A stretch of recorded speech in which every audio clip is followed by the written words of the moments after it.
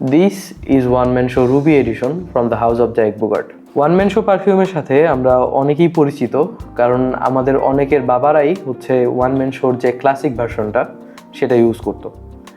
তো Jack Bogart perfume হাউসটি মূলত 1975-এ established হয়, আর এটার যে ওয়ান ম্যান শো সিরিজটা এটা মূলত 1980-তে হচ্ছে এটা লঞ্চ হয় আর কি। তো আমি যখন ছোট ছিলাম তখন আমার বাবাকে দেখতাম হচ্ছে এটার যে ক্লাসিক ভার্সনটা one man show by Jack Bogart সেটা ইউজ করতো, আর সেটা ছিল তার একটা সিগনেচার সেন্ট।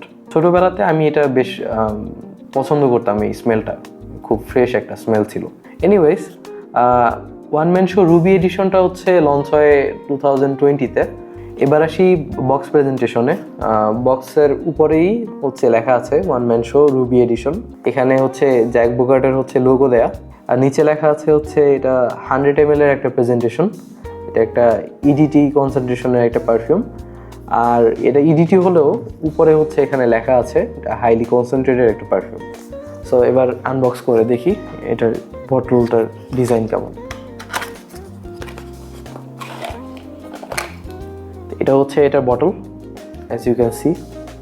এটা হচ্ছে একটা রেড কালারের হচ্ছে একটা গ্লাস বটল, যেটা বেশ সলিড। এটা বেশ সলিড লাগছে আমার কাছে, এটা ধরে বেশ প্রিমিয়াম ফিল হচ্ছে, আর এটা গ্লাসের থিকনেসটা অনেক বেশি, দ্যাটস ওয়াই এটা বেশ হেভি লাগছে বা স্টার্ডি লাগছে আর কি। আর এটার যে কালারটা দেখতে পাচ্ছেন এটা বেশ ভাইব্রেন্ট। এটা যখন আলো পড়ে তখন এই গ্লাসটা বেশ গ্লো করে, দেখতে পাচ্ছেন। এটা বেশ সুন্দর একটা গ্লাস। আর ওয়ান ম্যান শোর বটলগুলোর ডিজাইন মূলত সেম দেখতেই, আর উপরে হচ্ছে ওপেন একটা স্প্রেয়ার আছে, এটাতে কোনো লাইক ক্যাপ টাইপের কোনো কিছুই নেই। তো এটার স্প্রেয়ারটা একটু দেখি।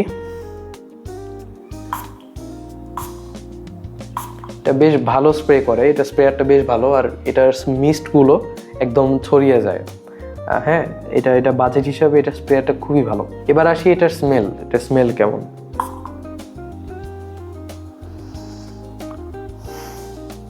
অন্যান্য পারফিউমের মতো, এই বাজেটের পারফিউমগুলোর মতো এটাতে ওইরকম অ্যালকোহলিক ব্লাস্টটা তেমন একটা নেই। তবে আমি ওপেনিংয়ে যেটা পাচ্ছি সেটা হচ্ছে লাইক সুইট, অ্যাম্বার, তারপর হচ্ছে আপনার হানি, কিছুটা উড টাইপের স্মেল। হ্যাঁ, এটা একটু লাইক ওয়ার্ম স্পাইসি টাইপের স্মেল, বাট একটু সুইট লাগছে এটা। এটা কিছুটা হচ্ছে ইনসেন্সি নোট দেয় এই পারফিউমটাতে। এটা বেশ ভালো। এটা আমার কাছে মনে হয়েছে যে এটা সবার কাছে হয়তো ভালো লাগবে না। এটা আমার কাছে মনে হয়েছে যে এটা যারা একটু ম্যাচিউর তাদের কাছে এটা বেশ ভালো লাগবে। এবার আসি এটার পারফরমেন্স কেমন। এটার পারফরমেন্স হিসাবে আমি যেটা পেয়েছি সেটা হচ্ছে 30 minutes to 1 hour মতো এটার প্রজেকশন পেয়েছি আমি এটার, আর লংজিভিটি পেয়েছি অলমোস্ট 3 to 4 hours মতো। এক্ষেত্রে আমার কাছে আমি এটা থেকে আরেকটু বেশি এক্সপেক্ট করেছিলাম, যেহেতু এটা ওয়ান ম্যান শোর একটা পারফিউম, যেহেতু এটা হাইলি কনসেন্ট্রেটেড একটা পারফিউম।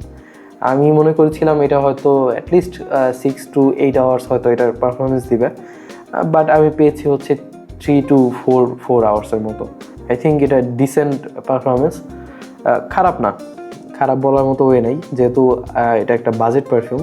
এটা ফ্যাব্রিকে আমার কাছে মনে হয়েছে এটা বেশি লাস্ট করে আর কি। তো এবার আসি হচ্ছে এই পারফিউমটা কাদের জন্য আর এটা কোথায় পাবেন। এই পারফিউমটা আমার কাছে মনে হয়েছে এটা ক্যাজুয়ালি ইউজ করার মতো একটা পারফিউম। লাইক আপনি বিকালে বের হলেন বা কোথাও ঘুরতে গেলেন তখন এটা দিতে পারেন, অথবা আপনি যখন কোনো ক্যাজুয়াল কোনো একটা অকেশনে গেলেন অথবা কোনো পার্টিতে গেলেন তখন এটা ইউজ করতে পারবেন।